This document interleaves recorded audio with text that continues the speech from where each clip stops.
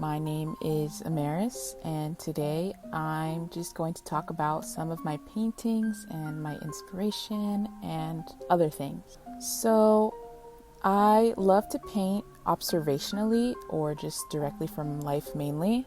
I think that there's something beautiful to find even in the mundane, and I think that there's something kind of meditative, like with these trees, for example, the way that I painted them, like just the repetitiveness. So I'm going to talk a little bit about some artists that I like and how they inspire me. So the first artist that I wanted to talk about was Josephine Halverson. She kind of sees eye to eye with me in the sense of she goes out into nature and finds these things to paint that just like feel right to paint compositionally. I don't know, like I feel like I just see her so much in the stuff that she paints, like in this painting of just this like sign behind a tree. I think it's great, and I think that that's kind of what I'm trying to do with some of my sticker paintings that I'm doing recently. The next artist that I wanted to talk about was Catherine Murphy. So I also adore her work so much. I think her attention to detail is like just amazing to look at, obviously. She describes that all of her works, even when they're like observational like this, that they all have a narrative. I just think that she also kind of does that same thing where it's like you look at it and compositionally you know like, oh, that's great. But she also does create a lot of her own specific settings and props that she paints, which I think is really interesting. The next artist I wanted to talk about is Rob Poynton. Just like so insane the way that he's able to do these observational paintings and just kind of make them so stretched out and weird and wacky. I kind of love it. Not kind of, I love it. I just love painting buildings and architecture and it's places outside in the street.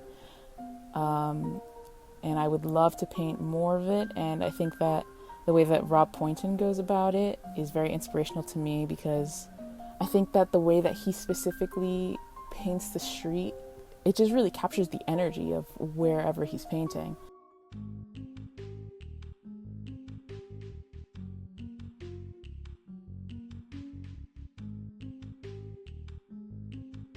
I think that the most important aspects of my work, I like having harmonious color palettes and I like using really thick strokes of paint. But I also like there to be kind of like a sense of peace and maybe even sometimes whimsy in these, despite them being paintings of such ordinary things. I think that painting from life is kind of like my own personal anchor for like my sanity. Like, I don't know, when I paint things that are too crazy, I just kind of get annoyed.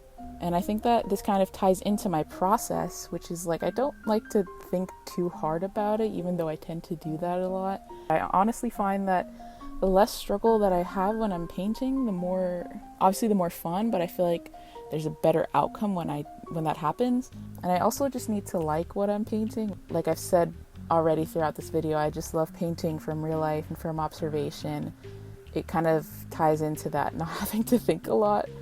There are things that I like to look at besides art or artists for my paintings. I love looking at art books, not necessarily by artists, but like from movies and shows. So like I have the Parasite art book, and I have several Studio Ghibli art books. I don't know, like seeing the process from beginning to end is really helpful to me. I didn't grow up with a lot, and there were always things that I wanted, things that I think many people would describe as ordinary, but to me, growing up sounded like a dream. So, you know, maybe it's having toys, or maybe it's living in a house that's really pretty and big. Things like that might seem minuscule to some people feel big to me, and I think that when I paint them, I'm kind of able to give those things to myself. And I hope that when people look at my paintings, they kind of take away my enjoyment of the process, because I just love the act of painting so much, and I hope they see the enjoyment of the things that I paint, and like I said, how I want those things. And I hope that people see how ordinary things can be interesting or meaningful. Okay, that's all I have to talk about. Thank you for watching. Bye.